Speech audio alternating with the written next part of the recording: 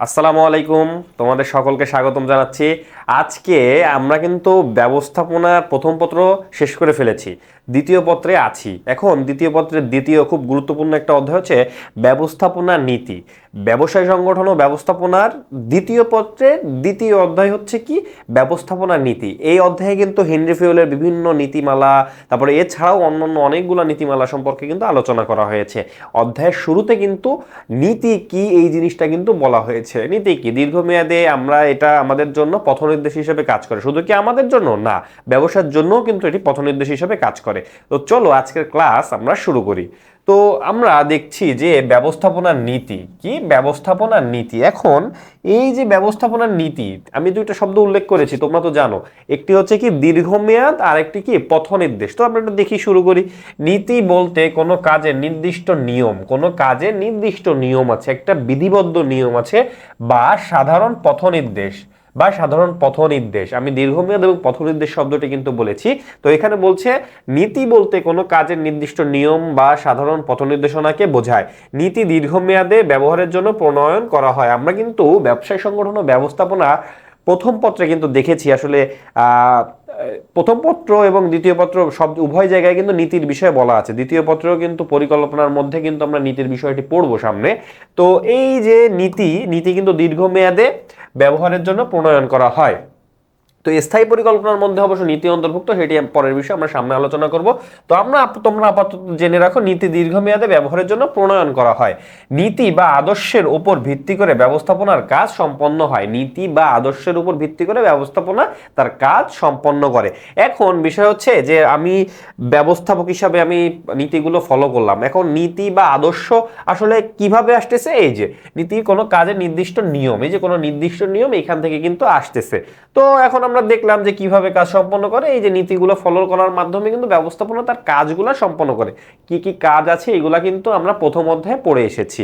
তো শুরু থেকেই কোনো কাজের প্রয়োজনীয় নির্দেশনা নির্দিষ্ট থাকলে, মানে এই যে ব্যবস্থাপনার জন্য যে কাজগুলো আছে সেগুলোর নির্দেশনা নির্দিষ্ট থাকলে ওই কাজ করার জন্য অনুমানের উপর নির্ভর করতে হয় না। এখন আমি পরিকল্পনা করতেছি, এখন পরিকল্পনার মধ্যে নীতি আছে, বিভিন্ন ধরনের নীতি আমাদের ফলো করতে হয়। এখন এই নীতিগুলো তো আমার জন্য ফিক্সড, এখন এই জন্য কিন্তু আমার অনুমান নির্ভর কোনো কাজ কিন্তু করতে হয় না।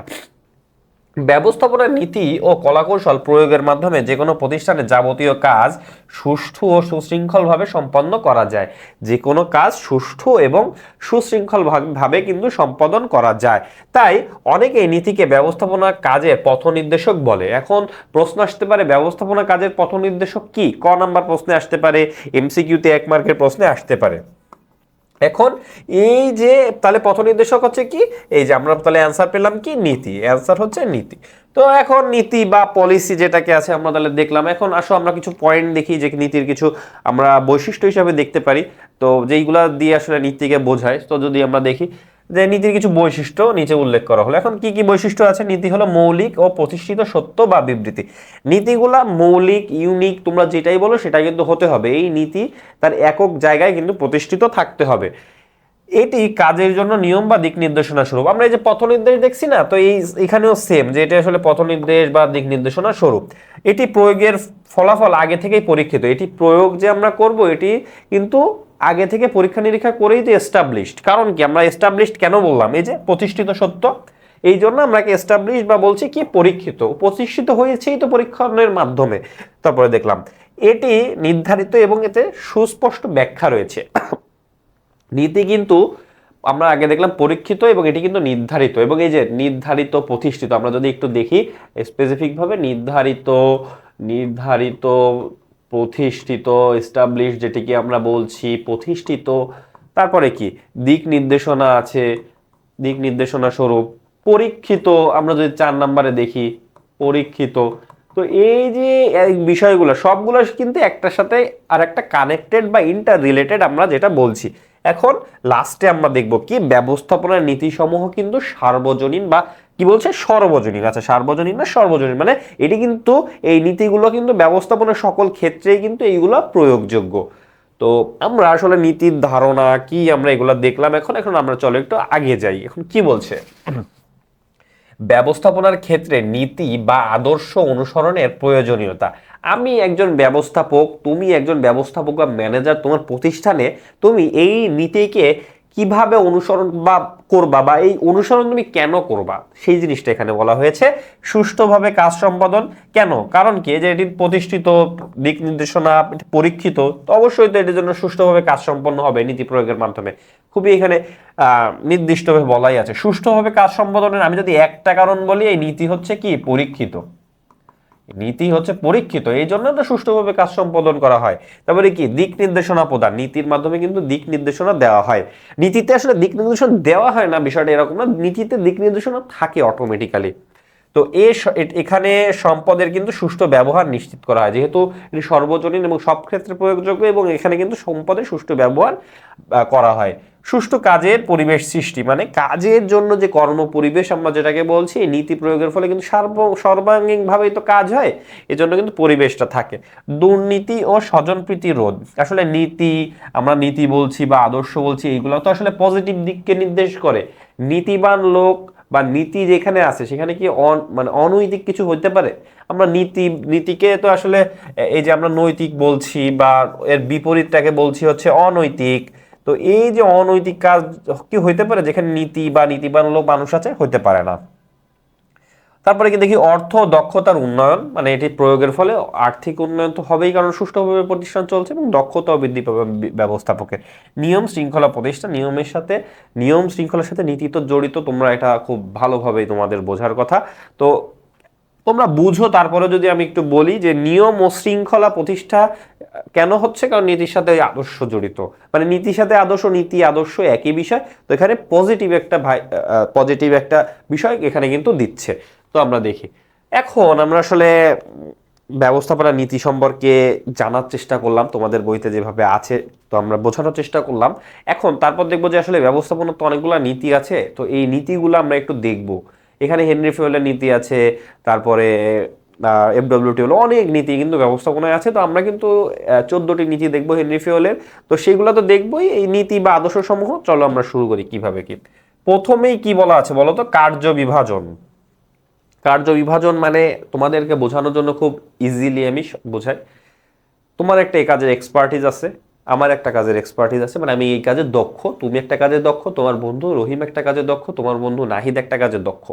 এখন এই যে তিনজন চারজন যে তার তার কাজে দক্ষ, এই দক্ষতা অনুযায়ী কাজ ভাগ করে দেওয়া হয়, সেখানে তাকে বলা হচ্ছে কার্য বিভাজন, বা যেই প্রক্রিয়ায় কাজটা ভাগ করা হয় বা যেভাবে কাজটা ভাগ করা হয় তাকে বলা হচ্ছে কি কার্য বিভাজন। এখন দেখি, প্রতিষ্ঠানের উৎপাদন প্রক্রিয়া বা কার্যাবলীকে ছোট ছোট অংশে ভাগ করে প্রতিটি বিভাগের দায়িত্বে এক একজন বিশেষজ্ঞ কর্মীকে দেওয়া হলো কার্য বিভাজন।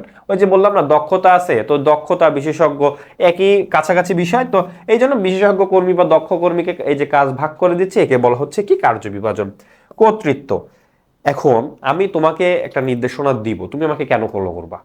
এটা কারণ থাকা লাগবে না? তো এই যে তুমি যে আমাকে ফলো করতেছো, এবং আমি যে তোমাকে নির্দেশনা দিচ্ছি, নির্দেশ দিচ্ছি, আদেশ দিচ্ছি, পুরস্কার দিচ্ছি, শাস্তি দিচ্ছি, তুমি তোমাকে ফলো করছো, কোনো না কোনো কারণ আছে, এবং এই কারণের সামগ্রিক ব্যাপারটাই হলো কর্তৃত্ব। কর্তৃত্ব বলতে আদেশ, নির্দেশ দান এবং পুরস্কার ও শাস্তি দেওয়ার বৈধ ক্ষমতাকে বোঝায়। বৈধভাবে আমি তোমাকে আদেশ দিতে পারি, নির্দেশ দিতে পারি, তারপরে কি পুরস্কার দিতে পারি, শাস্তি দিতে পারি, এইটাকে কিন্তু বোঝাচ্ছে। কিন্তু অথরিটি বলা হয়, অথরিটি কিন্তু বলা হয়, তোমরা অথরিটি শব্দটি শুনেছ, অথরিটিকে বলা হচ্ছে কি কর্তৃত্ব। তো এটা কি, মানে আমি তোমাকে আদেশ নির্দেশ দিতে পারবো এবং তুমি এটি শুনতে বাধ্য থাকবা, এটা বৈধভাবে, এটি হচ্ছে কি কর্তৃত্ব। তো এই দেখি, আদেশ নির্দেশ দানের বৈধ ক্ষমতা, দায়িত্ব বলতে সন্তোষজনকভাবে কোনো কাজ করার বাধ্যবাধকতা, ওই যে বাধ্যবাধকতা বললাম, এটি কি এইভাবে সন্তোষজনকভাবে কর্তব্যকে দায়িত্ব বোঝায়, বা আমরা যদি এটাকে দেখি কর্তৃত্ব বোঝায়। এখন দেখি নিয়মানুবর্তিতা, প্রতিষ্ঠান কিভাবে চলবে, এটা তো একটা নিয়ম থাকবে না, একটা ধারাবাহিকতা থাকবে, সেই জিনিসটা বোঝানো হয়েছে। প্রতিষ্ঠানের নিয়ম নীতি মেনে চলে এবং অধীনস্থের পক্ষ থেকে ঊর্ধ্বতনের কর্তৃপক্ষের প্রতি যথাযথ আচরণ। আমি সাবঅর্ডিনেট, আমি অধীনস্থ, আমি আমার ঊর্ধ্বতন যে আছে, আমার বস যে আছে, তাকে আমি ফলো করব, এবং যেইভাবে ফলো করব, যে প্রক্রিয়ায় ফলো করব, তাকে বলা হচ্ছে কি নিয়মানুবর্তিতা। তো আচরণ, তার উপর বসের প্রতি আচরণ, শ্রদ্ধাবোধ, আনুগত্য, সম্মান, প্রতিষ্ঠানের নিয়ম নীতি মেনে চলা প্রদর্শনী হলো কি নিয়মানুবর্তিতা। তার মানে কি, ঊর্ধ্বতনের প্রতি ভালো আচরণ, শ্রদ্ধাবোধ, আনুগত্য, সম্মান, নিয়ম নীতি মেনে চলা প্রদর্শনী হচ্ছে কি নিয়মানুবর্তিতা। আচ্ছা, আমরা তাহলে তিনটা এখানে নীতি দেখলাম, তিনটা নীতি দেখলাম। তো তিনটা নীতি তোমরা দেখলা, এখন আমরা এরপরে চতুর্থ এবং চতুর্থ নীতিতে আমরা যাব। তো চলো আমরা চতুর্থ নীতিকে দেখি, কি আদেশের ঐক্য। আদেশের ঐক্য কি? আদেশের ঐক্য নীতির মূল কথা হলো একজন বস তোমার থাকবে, একজন কর্মী প্রত্যক্ষভাবে, শুধু একজন ঊর্ধ্বতন কর্মকর্তা। কে? একজন ঊর্ধ্বতন কর্মকর্তা, বস বা ঊর্ধ্বতন কর্মকর্তা তুমি যেটা বলছো, তার আদেশ পাবে একজন, একজনের আদেশ ওই একজন ফলো করবে। ধরো ওই যে এই উদাহরণটা তোমাদের বইতে দেওয়া থাকে, যে তোমার কলেজের যে প্রিন্সিপাল আছে তিনি তোমাদের কলেজের একজন চতুর্থ শ্রেণী কর্মচারী বা স্টাফ, তাকে ধরো জনাব রহিমকে তিনি একটা চিঠি দিতে বললেন। এখন ওই কলেজেরই ভাইস প্রিন্সিপাল আর একটা কাজ বললেন। এখন জনাব রহিম শুধুমাত্র প্রিন্সিপালের কাজটি বললেন, কারণ প্রিন্সিপাল এখানে তার সুপিরিয়র, সবচেয়ে বড় সুপিরিয়র, এবং তিনি কিন্তু কাজটি আগে দিয়েছেন। তো এই যে প্রক্রিয়া, যে তিনি যে রহিম সাহেব যে প্রিন্সিপালের কাজটি আগে করলেন, চিঠিটি আগে দিলেন, এটাই হচ্ছে আদেশের ঐক্য। ঊর্ধ্বতন কর্মকর্তার কাছ থেকে আদেশ পাবে, আবার কাজের জন্য একজন বস বা ঊর্ধ্বতনের কাছে জবাবদিহি করবে, মানে ওই কাজ যে সে করছে এবং ওই প্রিন্সিপাল বা ওই বসের কাছে কিন্তু জবাবদিহি করবে। এই যে প্রক্রিয়া, একে বলা হচ্ছে কি আদেশের ঐক্য। আদেশের ঐক্য হচ্ছে চতুর্থ। চতুর্থ পরে পঞ্চম হচ্ছে নির্দেশনার ঐক্য। নির্দেশনার ঐক্য বলতে বোঝাচ্ছে যে মূল লক্ষ্য অনুযায়ী প্রতিষ্ঠানের সব ক্ষেত্রে একই ধারায় নির্দেশনা দিতে হবে। মানে আমার তো একটা গোল আছে, লক্ষ্য আছে, এই লক্ষ্য অনুযায়ী একই ধারায় যে প্রতিষ্ঠান চলবে, এই যে এই একই ধারায় যা চলবে, এই কাজটাকে বলা হচ্ছে কি নির্দেশনা। এবং নির্দেশনার ঐক্য মানে নির্দেশনা দিতে হবে যে একই ধারায় যেন এই কাজগুলো চলমান থাকে, কি কিসের জন্য? লক্ষ্য অর্জনের জন্য। তো প্রতিষ্ঠানের সব বিভাগ এবং উপবিভাগের কর্মীর কর্মপ্রচেষ্টা একটি লক্ষ্য কেন্দ্রিক হবে। তোমরা বললামই যে লক্ষ্য কেন্দ্রিক। ঊর্ধ্বতন হচ্ছে লক্ষ্য নির্ধারণ করবেন এবং উক্ত লক্ষ্যের আলোকে ধারাবাহিকভাবে নির্দেশনা দেওয়া হবে। সুপিরিয়র বডি, ঊর্ধ্বতন কর্তৃপক্ষ এই হচ্ছে নির্দেশনাটা দিবেন, লক্ষ্য নির্ধারণ করবেন এবং সেই অনুযায়ী নির্দেশনা দেবেন, এবং নিচে যারা আছেন সাবঅর্ডিনেট তারা সেটি ফলো করবেন এবং নির্দেশনা মেনে চলবেন। এখন তাহলে দেখি, এটা হচ্ছে ষষ্ঠ, সাধারণ স্বার্থে ব্যক্তি স্বার্থ বিসর্জন। প্রতিষ্ঠান যেহেতু লক্ষ্য কেন্দ্রিক ভাবে পরিচালিত হয় তোমরা জানো, এই জন্য লক্ষ্যের জন্য ব্যক্তি স্বার্থ যদি থাকে সেটি বিসর্জন দেয়াই হচ্ছে এখানে নীতি। তো দেখি, প্রতিষ্ঠানের বৃহৎ স্বার্থকে সবসময় ব্যক্তি স্বার্থের উপরে স্থান দেওয়াই হলো এই নীতির মূল কথা। ব্যক্তি স্বার্থ রক্ষার জন্য কখনোই প্রতিষ্ঠানের সামগ্রিক স্বার্থ নষ্ট করা উচিত নয়। এখন আমরা তাহলে ষষ্ঠ, এরপর দেখলাম সপ্তম, পারিশ্রমিক। পারিশ্রমিক হচ্ছে আমি যে কাজটা পারি, আমি ওই কাজে দক্ষ এবং আমার যোগ্যতা অনুযায়ী ন্যায্যভাবে আমার শ্রমিকের মজুরিটা দেওয়া, মানে আমার মজুরিটা দেওয়া। তো বলছে এই নীতি অনুযায়ী কর্মীদের কাজের প্রকৃতি, পরিমাণ, যোগ্যতা, কর্মদক্ষতা যেটি বললাম, অভিজ্ঞতা, জীবনযাত্রার মান, পারিপার্শ্বিক অবস্থা প্রভৃতি বিবেচনায় এনে সন্তোষজনক পারিশ্রমিক দিতে হয়, পারিশ্রমিক মজুরি দিতে হয়। তো মালিক পক্ষ যাতে তার মূলধন বিনিয়োগ, ঝুঁকি নেওয়া ও পরিশ্রমের বিনিময়ে উপযুক্ত মুনাফা পায়, তারও কিন্তু ব্যবস্থাপনা করা উচিত। তো পারিশ্রমিক প্রথমে হচ্ছে কর্মী বা শ্রমিক যারা আছে তাদেরকে উপযুক্ত যে ন্যায্য পারিশ্রমিক যেটি দেওয়া, তার কাজের দক্ষতা, পারিপার্শ্বিক অবস্থা, তার গুণাবলী, পরিমাণ, কাজের প্রকৃতি, এইসবের উপর ভিত্তি করে। এবং যারা বিনিয়োগকারী আছে তাদের মুনাফাটা যাতে সঠিকভাবে দেওয়া হয়, এই যে দেওয়ার যে বিধানটা, একেই বলছে কি পারিশ্রমিকের নীতি। তো কেন্দ্রীকরণ এবং বিকেন্দ্রীকরণ খুবই সহজে আমি বুঝাই, এখানে যেটি আছে সেটি আমি বলছি তোমাদেরকে, তোমরা সহজে বুঝবা।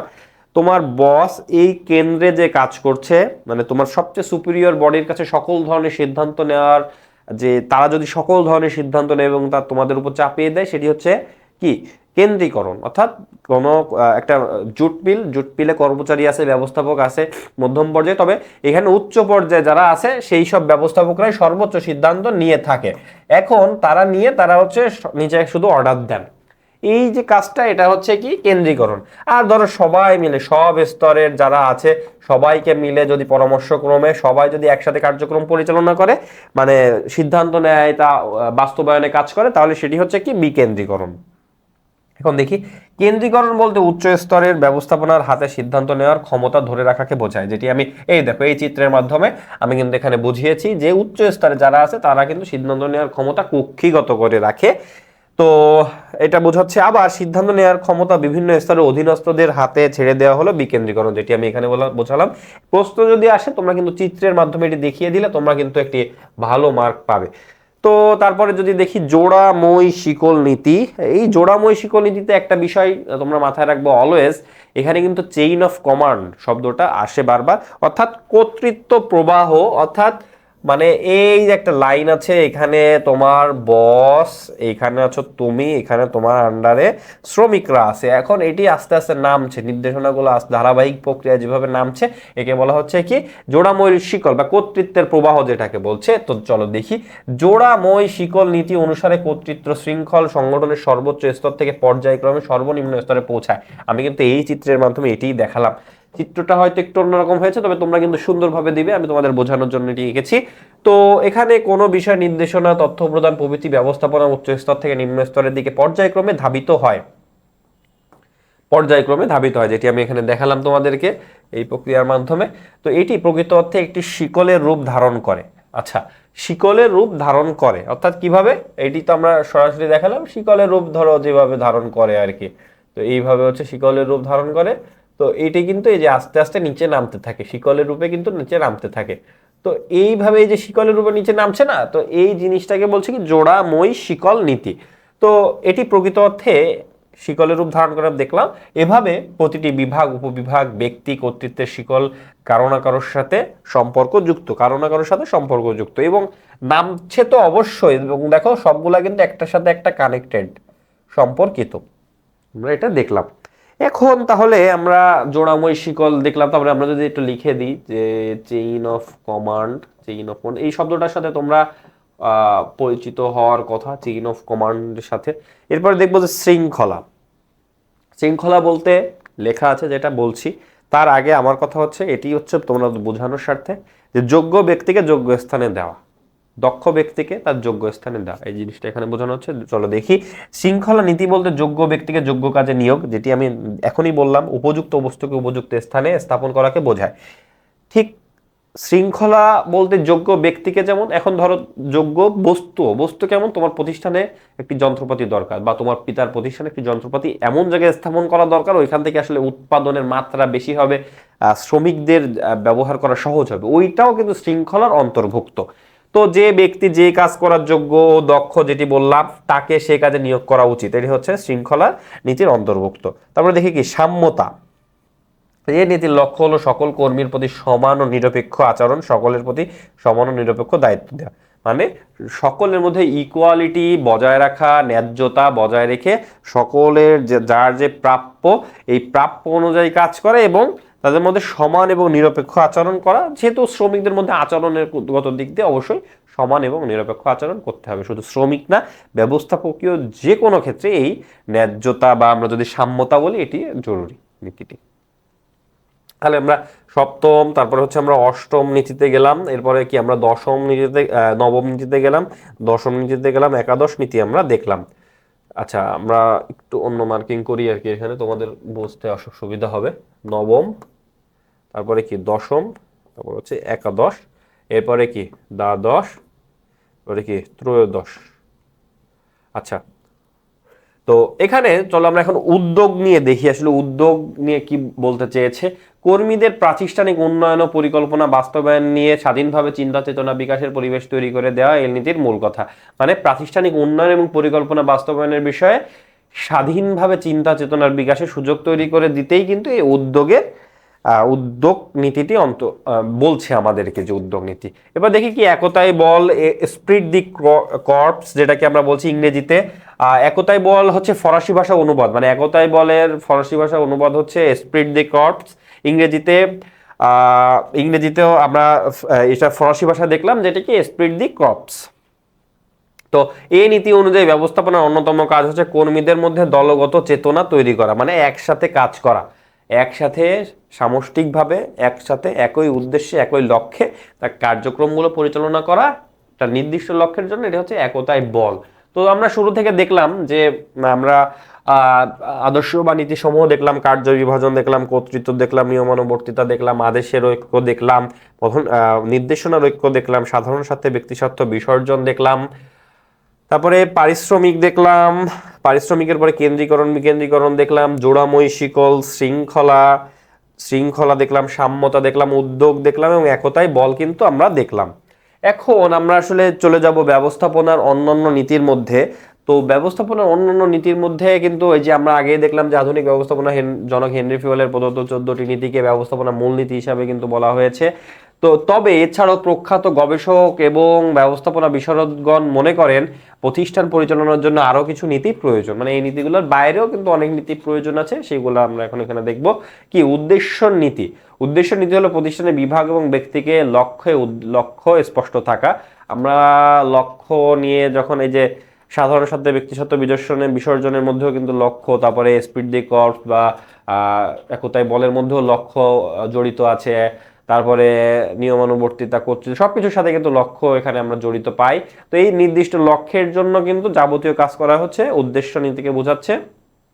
লক্ষ্য বা উদ্দেশ্য কাছাকাছি, এখানে ব্যবস্থাপনার ক্ষেত্রে কাছাকাছি, কিন্তু এটির মধ্যে পার্থক্য আছে। তারপরে যদি দেখি নমনীয়তা নীতি, নমনীয়তা ইংলিশ হচ্ছে ফ্লেক্সিবিলিটি।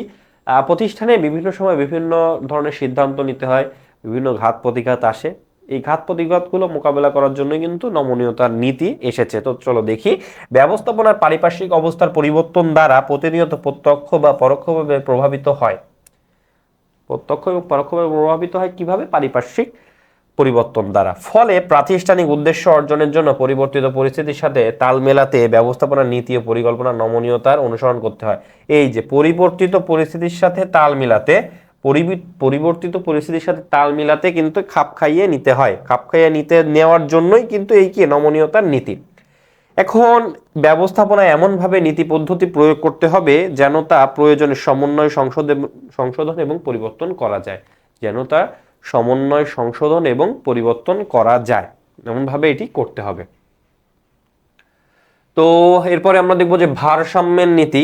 ভারসাম্যের নীতিতে আছে হচ্ছে ব্যবস্থাপনা ভারসাম্যের নীতি হলো প্রত্যেকটি বিভাগ, কর্মী, উপবিভাগ সবার মধ্যে কাজের সমতা বিধান করে সমানতালে এগিয়ে যাওয়া, ব্যালেন্স করা যেটাকে বলছে, কাজের মধ্যে ভারসাম্য রাখা, সমতা বিধান করে এগিয়ে যাওয়া। আচ্ছা, তারপরে দেখি মিতব্যয়িতা নীতি। মিতব্যয়িতা হচ্ছে প্রতিষ্ঠানে অনেক ধরনের সম্পদ ব্যবহার হচ্ছে, আগমন হচ্ছে, নির্গমন হচ্ছে, কিন্তু এখানে অপচয় রোধ করতে হবে, অপচয় সর্বনিম্ন মাত্রায় কিন্তু নিয়ে আসতে হবে। তো মিতব্যয়িতা নীতি এটাই বলছে। মিতব্যয়িতা নীতি বলতে অপচয় বা অপব্যবহার না করে দক্ষতার সাথে ও কার্যকরভাবে সব ধরনের সম্পদ উপকরণ গুরুত্ব দেওয়া হয়। সর্বাধিক মুনাফা অর্জনকারী প্রতিষ্ঠানের ব্যবস্থাপনা পর্যালোচনা করলে দেখা যায় তাদের সাফল্যের অন্যতম কারণ হচ্ছে মিতব্যয়িতা। মানে কি, তারা কিন্তু অপচয় অপব্যয় এগুলা কিন্তু দূর করতে পেরেছেন বলেই তাদের সফলতার হার কিন্তু বেশি। সমন্বয় ও সহযোগিতার নীতি। সমন্বয় ও সহযোগিতার নীতি অনুযায়ী প্রত্যেক কর্মী ও বিভাগ, প্রত্যেক উপবিভাগের মধ্যে সম্পর্ক সৃষ্টি, মানে তোমরা প্রত্যেক, এখানে অনেকগুলো বিভাগ আছে, এই বিভাগগুলার মধ্যে একটা সমন্বয় যোগসূত্র স্থাপন করা। অর্থ বিভাগ, তোমার হিউম্যান রিসোর্স বিভাগ, মার্কেটিং বিভাগ, যে বিভাগগুলো আছে এগুলো একটার সাথে একটা কানেক্টেড রাখা, সমন্বয় রাখা এবং রেগুলার আপ টু ডেট রাখা। তো সমন্বয় সহযোগিতা নীতি অনুযায়ী প্রত্যেক কর্মী ও বিভাগ উপবিভাগের মধ্যে সম্পর্ক সৃষ্টি, সমঝোতা, সহযোগিতা বাড়ানোকে বোঝায়। পরস্পর সমন্বয় ও সহযোগিতার মাধ্যমে কাজ সহজে এবং এতে কাজে কিন্তু গতিশীলতা আসে। খুব একটা উদাহরণ দিই এই সমন্বয়তার নীতি কেন প্রয়োজন। ধরো তুমি অনলাইনে একটা পণ্য অর্ডার করছো, ফরমায়েশ দিয়েছো, এখন এই অর্ডারটা দিলে সর্বপ্রথম অর্ডার রিসিভ হবে, রিসিভ হয়ে সেটি তোমার কম্পিউটারাইজড ওয়েতে হয়তো প্রসেস হবে, প্রসেস হওয়ার পর তোমার গোডাউনে যাবে, যে জিনিসটা আছে কিনা দেখতে হবে, তারপরে এটি অর্থ বিভাগে যাবে, তারপরে সেটি হয়তো লাস্টে যে সব শেষে বের হবে তোমার কাছে আসবে। তো এই যে একটা প্রক্রিয়া, এই বিভাগগুলোতে একটা স্বতন্ত্র বিভাগ। এখন এই বিভাগগুলোর মধ্যে যে কানেকশন, তাদের মধ্যে যোগাযোগ, সম্পর্ক যেটাকে বলছে, এইগুলো বজায় রাখাকেই বলা হচ্ছে কি সমন্বয় এবং সহযোগিতার নীতি। সর্বজনীনতার নীতি, আমরা কিন্তু শুরুতে দেখছি যে ব্যবস্থাপনা কিন্তু সর্বজনীন। তো এখানে আসলে ওই জিনিসটাকে বোঝানো হয়েছে যে ব্যবস্থাপনা কার্যক্রম তথা পরিকল্পনা প্রণয়ন, সংগঠিতকরণ, কর্মী সংস্থান, নির্দেশনা, প্রেষণা, সমন্বয় সাধন, নিয়ন্ত্রণ সব ক্ষেত্রে সব স্তরে কিন্তু এই যে সর্বজনীনতা এটি কিন্তু অবশ্যই প্রযোজ্য। আবার ব্যক্তিগত পারিবারিক, এটা ব্যক্তিগত হবে, ব্যক্তিগত পারিবারিক, সামাজিক, অর্থনৈতিক, রাজনৈতিক, রাষ্ট্রীয়, আন্তর্জাতিক সব ক্ষেত্রেই কিন্তু এই যে সর্বজনীনতার নীতি কিন্তু প্রযোজ্য। তারপরে আমরা যদি দেখি যে এগুলো সর্বত্র যথাযথভাবে কার্যকর করা উচিত, মানে এই ব্যবস্থাপনা নীতি, সর্বজনীনতার যে নীতি এটি কিন্তু সব ক্ষেত্রেই প্রযোজ্য হচ্ছে ব্যবস্থাপনা, এই জিনিসটা বোঝানো হচ্ছে। ব্যতিক্রমের নীতি, প্রতিনিয়ত আসলে বিভিন্ন ধরনের কাজ করতে হয়। এখন কাজ করতে গেলে সিদ্ধান্ত নিতে হয়, এবং সিদ্ধান্ত নিতে গেলে আসলে অনেক ধরনের বিষয় কিন্তু দেখতে হয়, কোনটি সঠিক কোনটি বেঠিক, অনেকগুলো ব্যতিক্রম কিন্তু আসে। এখন সঠিকটা চুজ করতে হয় কিন্তু এখানে। তো এই যে উদ্দেশ্য অর্জনে ব্যবস্থাপক প্রতিনিয়ত বিভিন্ন ধরনের কাজ করতে হয়, এর মধ্যে কোনো কাজটি উদ্দেশ্য অর্জনে অধিক গুরুত্বপূর্ণ, কোন ক্ষেত্রে বেশি বিচ্যুতি হওয়ার আশঙ্কা রয়েছে তা চিহ্নিত করতে হবে। এছাড়া যে ক্ষেত্রে অধীনস্থদের উপর নির্ভর করা যায় না তা খুঁজে বের করতে হবে। এইসব কাজে হস্তক্ষেপ এবং সহযোগিতা করতে হয়, এই জন্য ব্যতিক্রমী নীতি বলে। আমরা একটু আরেকবার দেখি, ব্যবস্থাপককে প্রতিনিয়ত বিভিন্ন কাজ করতে হয়, বুঝলাম। এর মধ্যে কোনো কাজটি উদ্দেশ্য অর্জন অধিক গুরুত্বপূর্ণ, কোনো ক্ষেত্রে বেশি বিচ্যুতি হওয়ার আশঙ্কা রয়েছে, গুরুত্বপূর্ণ বিচ্যুতি হওয়ার আশঙ্কা রয়েছে, তা চিহ্নিত করতে হবে। মানে কোনটি গুরুত্বপূর্ণ, কোনটি কম গুরুত্বপূর্ণ, কোনটি বিচ্যুত হওয়ার, বিচ্যুতি মানে আশার থেকে কম আশা, মানে আমি যেটুকু আশা করেছিলাম তার থেকে কম প্রাপ্তির সম্ভাবনা আছে, কোনটিতে বেশি প্রাপ্তির সম্ভাবনা আছে, এগুলা কিন্তু নির্ধারণ করতে হয়। এবং অধীনস্থদের উপর নির্ভর করা যায় না, যে ক্ষেত্রে অধীনস্থদের উপর নির্ভর করা যায় না সেগুলো কিন্তু এই যে ব্যতিক্রমের নীতি অনুযায়ী কিন্তু বের করতে হয়। এবং এইগুলোর মধ্যে হস্তক্ষেপ, সহযোগিতা, কানেকশন, সিদ্ধান্ত নেওয়া, এইগুলোর ক্ষেত্রে কিন্তু ব্যতিক্রমের নীতি প্রয়োজন হয়। জবাবদিহিতা নীতি কি? কাজ সম্পাদনের দায়িত্ব নিয়ে আনুষ্ঠানিকভাবে উত্তর দেওয়া দায়বদ্ধতাকে জবাবদিহিতা বলে। কাজের দায়িত্ব নিলাম, এখন ওই কাজটা করে আমি আমার বসের কাছে, ঊর্ধ্বতন কর্তৃপক্ষের কাছে জবাব দেওয়াকে বলছে কি? জবাবদিহিতার নীতি। এখন আমরা দেখলাম যে ব্যবস্থাপনা নীতিগুলো দেখলাম, এখন আমরা দেখব যে আসলে ব্যবস্থাপনা এফডব্লিউ টেইলরের অবদানটা কি। ব্যবস্থাপনা এফডব্লিউ টেইলরকে কিন্তু বলা হচ্ছে বৈজ্ঞানিক ব্যবস্থাপনার জনক। এই যে এখানে দেওয়া আছে, তিনি কিন্তু বিভিন্ন গ্রন্থ প্রবন্ধ রচনা করেছেন, সায়েন্টিফিক ম্যানেজমেন্ট, এছাড়াও অনেক ধরনের গ্রন্থ কিন্তু তিনি লিখেছেন, রচনা করেছেন। তো এইগুলা কিন্তু তার অবদান। বৈজ্ঞানিক ব্যবস্থাপনার নীতিমালা উপস্থাপন, বৈজ্ঞানিক ব্যবস্থাপনার যে নীতিমালা যেগুলো আছে সেগুলা কিন্তু তিনি উপস্থাপন করেছেন, সামনে দেখব। গবেষণা, কর্মপদ্ধতির উন্নয়ন, গবেষণা এবং কর্মপদ্ধতির উন্নয়ন, তিনি কি কি বের করেছেন? সময় নিরীক্ষা, গতি নিরীক্ষা, শান্তি নিরীক্ষা, এইগুলা কিন্তু আসে পরীক্ষায়, যে গতি নিরীক্ষা বা সময় নিরীক্ষা কে করলেন, তো এইগুলা কিন্তু পরীক্ষায় আসে, খেয়াল রাখবে। মানব সম্পদের উপর গুরুত্ব আরোপ, মানব সম্পদ বা মানসিক বিপ্লব, মানসিক বিপ্লব যদি আমরা একটা পয়েন্ট আকারে লিখি, মানসিক বিপ্লবের প্রতি কিন্তু গুরুত্ব আরোপ, মানসিক বিপ্লবের প্রতি গুরুত্ব, বিপ্লবের প্রতি গুরুত্ব। এখন এরপরে আমরা দেখলাম যে ব্যবস্থাপনা এফডব্লিউ টেইলর, বৈজ্ঞানিক ব্যবস্থাপনার যিনি জনক, তার অবদান। এখন দেখবো যে আমরা হেনরি ফেওলের কি কি অবদান আছে। হেনরি ফেওলকে বলা হচ্ছে আধুনিক ব্যবস্থাপনার জনক। কি বলা হচ্ছে? আধুনিক ব্যবস্থাপনার জনক ও শাস্ত্র জনক এবং শাস্ত্র হিসাবে প্রতিষ্ঠা, মানে আধুনিক ব্যবস্থাপনাকে একটি শাস্ত্র হিসাবে, একটি মানে বড় কিছু বা কিতাব হিসাবে বা একটা বিষয় হিসাবে রেজিস্টার করা বা শাস্ত্র হিসাবে প্রতিষ্ঠা করা, তাকে বোঝানো, প্রতিষ্ঠা করার পিছনে তার অবদান রয়েছে। হেনরি ফেওল সর্বপ্রথম ব্যবস্থাপনা নির্ধারণ করে একে দর্শন বা অর্থনীতির মধ্যে একটি স্বতন্ত্র বা সার্বজনীন শাস্ত্র বা বিষয় শব্দটি উল্লেখ করেছি, এভাবে স্কুল, বিশ্ববিদ্যালয় পাঠ্যসূচিতে অন্তর্ভুক্ত করার প্রয়োজনীয়তা তুলে ধরেন। এখন আমরা যে ব্যবস্থাপনা পড়ছি না, তো এটি তো আরো আগে, অনেক আগে শুরু হয়েছে, তো এইটার পিছনে অবদান কিন্তু এই যে হেনরি ফেওলের আছে। শিল্প প্রতিষ্ঠানে আসলে কি কি ব্যবস্থাপনা কার্যাবলী আছে সেগুলো নির্দিষ্টকরণ। একটি শিল্প প্রতিষ্ঠানের সামগ্রিক কাজকে তিনি কারিগরি, বাণিজ্যিক, আর্থিক, নিরাপত্তা, হিসাবরক্ষণ ও ব্যবস্থাপকীয়, এই 6টি প্রধান ভাগে ভাগ করেন। শিল্প প্রতিষ্ঠানের কাজকে কয়টি ভাগে ভাগ করেন? 6টি। প্রশ্ন করা হলে এই যে কারিগরি, বাণিজ্যিক, আর্থিক, নিরাপত্তা, হিসাবরক্ষণ ও ব্যবস্থাপকীয়, এই 6টি প্রধান ভাগে ভাগ করেন। ব্যবস্থাপনা প্রক্রিয়ার 5টি মৌলিক কাজ, ব্যবস্থাপনা প্রক্রিয়ার 5টি মৌলিক কাজ, তিনি কিন্তু 5টি মৌলিক কাজের কথা বলেছেন। আমরা যদি দেখি, তিনি সর্বপ্রথম ব্যবস্থাপনা 5টি মূল কাজ, যেমন পূর্বানুমান ও পরিকল্পনা, সংগঠিতকরণ, আদেশ দান, সমন্বয় সাধন ও নিয়ন্ত্রণ। 1 2 3 4 4 5, সমন্বয় সাধন ও নিয়ন্ত্রণ, এই যে 5। ব্যবস্থাপনা প্রক্রিয়ার 5টি মৌলিক কাজ যেগুলো আছে, তিনি প্রথম ব্যবস্থাপনার 5টি মূল কাজ যেমন এইগুলা তিনি কিন্তু নির্দিষ্ট করেন, এবং যার মধ্যে এজন্য কিন্তু তাকে, যার জন্য তাকে কিন্তু কার্যভিত্তিক ব্যবস্থাপনার জনক বলা হয়। মানে কি, এই যে ব্যবস্থাপনার যে কাজ বা কার্য, এইগুলা কিন্তু তার মাধ্যমে শুরু হয়। মানে তিনি কিন্তু এই যে কাজগুলা ভাগ করে দেন, তিনি কে? এই যে হেনরি ফেওল। তিনি কে? হেনরি ফেওল। এই যে 5 ধরনের কাজ কিন্তু তিনি মৌলিকভাবে ভাগ করে দেন। এখন আমরা যদি দেখি ব্যবস্থাপনা 14টি সার্বজনীন মূলনীতি, আধুনিক ব্যবস্থাপনা সুষ্ঠু পরিচালনার জন্য তিনি 14টি চিরন্তন মূলনীতি, মানে এই 14টি মূলনীতি কিন্তু তিনি দিয়ে দিয়েছেন। কি? কার্য বিভাজন লিখেছে, আদেশের ঐক্য, নির্দেশনার ঐক্য, একতাই বল ইত্যাদি। আমরা গত একটু আগে আমরা পড়ে আসলাম এইগুলা। তো প্রণয়ন করেন, যা আজও বিশ্বব্যাপী ব্যবহৃত হচ্ছে এবং আমরাও এটা কিন্তু প্র্যাকটিক্যালি অ্যাপ্লাই করা হচ্ছে। তো এখন আমরা দেখবো যে ব্যবস্থাপকের দায়িত্ব, গুণাবলী ও গবেষণা। তিনি একজন ব্যবস্থাপকের 16টি দায়িত্ব এবং 6টি বিশেষ গুণ। 6টি বিশেষ গুণ এখানে বলা হচ্ছে শারীরিক, মানসিক, নৈতিক, শারীরিক, মানসিক, নৈতিক, শিক্ষাগত, কারিগরি ও অভিজ্ঞতা উল্লেখ করার পাশাপাশি সেন্টার ফর অ্যাডমিনিস্ট্রেটিভ স্টাডিজ নামক প্রশাসনিক শিক্ষাকেন্দ্র প্রতিষ্ঠা করেন। এটা কিন্তু খুব গুরুত্বপূর্ণ, চলো দেখি। তিনি একজন ব্যবস্থাপকের কয়টি দায়িত্বের কথা বলছেন? 16টি দায়িত্বের কথা বলছেন। কয়টি? 16টি দায়িত্বের কথা বলছেন। 6টি বিশেষ গুণ, শারীরিক, মানসিক, নৈতিক, শিক্ষাগত, কারিগরি এবং অভিজ্ঞতা, এইগুলোর গুণাগুণের কথা কিন্তু তিনি বলার পাশাপাশি তিনি কিন্তু সেন্টার ফর অ্যাডমিনিস্ট্রেটিভ স্টাডিজ প্রতিষ্ঠা নামক একটি প্রশাসনিক শিক্ষাকেন্দ্র কিন্তু প্রতিষ্ঠা করেন। বাংলাদেশেও কিন্তু এই যে ব্যবসায় প্রশাসনের জন্য কিন্তু বেশ কিছু প্রতিষ্ঠান আছে, ব্যবস্থাপনার জন্যই যেটাকে বলছে সেগুলো কিন্তু আছে, সেখানে ব্যবস্থাপনীয় বিষয়গুলো কিন্তু শিক্ষা দেওয়া হয়। তো এখন আমরা দেখব যে আদর্শ ব্যবস্থাপকের আসলে গুণাবলী কি কি। আদর্শ ব্যবস্থাপকের গুণাবলী কি, মানে একজন আদর্শ ব্যবস্থাপকের কি কি গুণ থাকতে পারে? সাংগঠনিক জ্ঞান, তিনি তো তার সংগঠন তিনি পরিচালনা করবেন, তিনি পরিচালনা করবেন। তো এই সংগঠন কিভাবে পরিচালনা করতে হবে সেগুলো থাকতে হবে। নীতি নৈতিকতা, নীতি মালাগুলো সম্পর্কে জ্ঞান থাকতে হবে। সার্বিক বিষয়ে কিন্তু জ্ঞান থাকা লাগবে। সাংগঠনিক জ্ঞান, ব্যবস্থাপকীয় জ্ঞান, শারীরিক ও মানসিক সুস্থতা। শারীরিকভাবে ও মানসিকভাবে সুস্থ না থাকলে এত কাজ আসলে মানে প্র্যাকটিক্যাল করা সম্ভব নয়। তো অভিজ্ঞতা, শিক্ষা, সচেতনতা, দ্রুত সিদ্ধান্ত গ্রহণের দক্ষতা। বর্তমানে এই জিনিসটাকে কিন্তু খুব বেশি প্রায়োরিটি দেওয়া হচ্ছে, দ্রুত সিদ্ধান্ত গ্রহণের সক্ষমতাকে। তো এই যে সিদ্ধান্ত নিতে গেলে আসলে এইগুলো দরকার।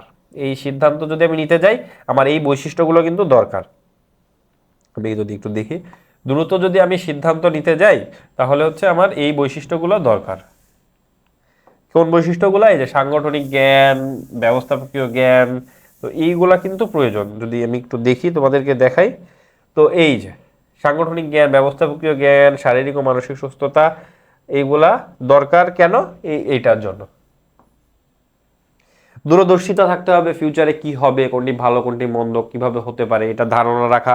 পরিশ্রমী, যোগাযোগ দক্ষতা, কমিউনিকেশন ম্যানেজার কিন্তু সব বিভাগ উপবিভাগ সবার সাথে যোগাযোগ রাখতে হয়, বাইরের মানুষের সাথে যোগাযোগ রাখতে হয়, আপার হ্যান্ডে যারা আছে তাদের সাথেও কিন্তু যোগাযোগ রাখতে হয়। তো তার কিন্তু এই দক্ষতাগুলো থাকা একান্ত প্রয়োজন। এখন আদর্শ ব্যবস্থাপকের কিছু ভূমিকার কথা আমরা যদি উল্লেখ করি, তো উল্লেখ করলে দেখব আন্তঃব্যক্তিক ব্যবস্থাপকের আন্তঃব্যক্তিক ভূমিকা বলতে মানে, আচ্ছা এখানে ব্যবস্থাপকের ভূমিকার মধ্যে আমরা আসলে 3 ভাগে ভাগ করছি।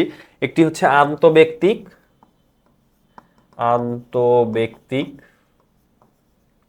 দ্বিতীয় হচ্ছে তথ্যমূলক, সিদ্ধান্তমূলক, তথ্যমূলক এবং সিদ্ধান্তমূলক, মানে এটা হচ্ছে 3, এটা হচ্ছে 2 এবং হচ্ছে কি আন্তঃব্যক্তিক 1।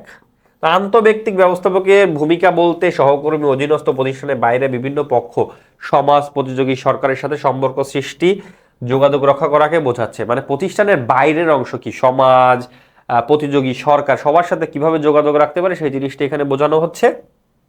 তো ব্যবস্থাপকরা নিচে 3 ধরনের আন্তঃব্যক্তিক ভূমিকা পালন করে। এটি কাদের সাথে? বাইরের, প্রতিষ্ঠানের বাইরে যারা আছে, সরকার আছে, প্রতিযোগী আছে, তারপরে কি সমাজ আছে, তাদের সাথে, তাদেরকে কিন্তু স্টেক হোল্ডার বলছে। Stake holder.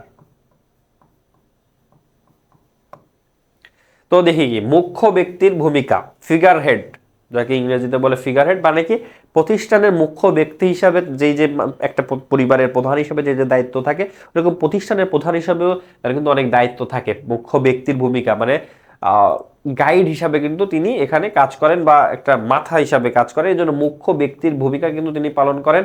নেতার ভূমিকা মানে সে যে প্রতিষ্ঠানের নেতার জন্য কি কর্তৃত্ব থাকা লাগে, নির্দেশনা থাকা লাগে, নেতৃত্ব থাকা লাগে, এইগুলা কিন্তু উপস্থাপন করাকে বলা হচ্ছে কি নেতার ভূমিকা। সংযোগ রক্ষাকারীর ভূমিকা, সংযোগ রক্ষাকারী কি সবার সাথে যোগাযোগ মেনটেন করা, অভ্যন্তরীণ এবং বাহ্যিক প্রতিষ্ঠানগুলোর সাথে যে কানেকশন তার মাধ্যমে সম্ভব হয়। কার মাধ্যমে? এই যে সংযোগ রক্ষাকারীর ভূমিকার মাধ্যমে। লিয়াজো, একে বলছে কি লিয়াজো, ইংরেজিতে লিয়াজো বলে। তো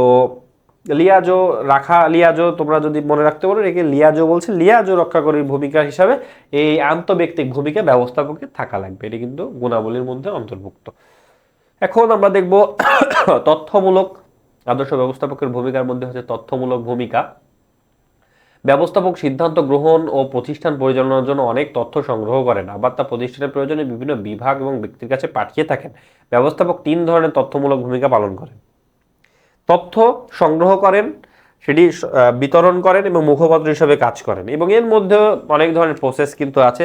তিনি তথ্য কিন্তু সংগ্রহ করেন, কারণ তথ্য ছাড়া প্রতিষ্ঠান পরিচালনা করা সম্ভব নয়।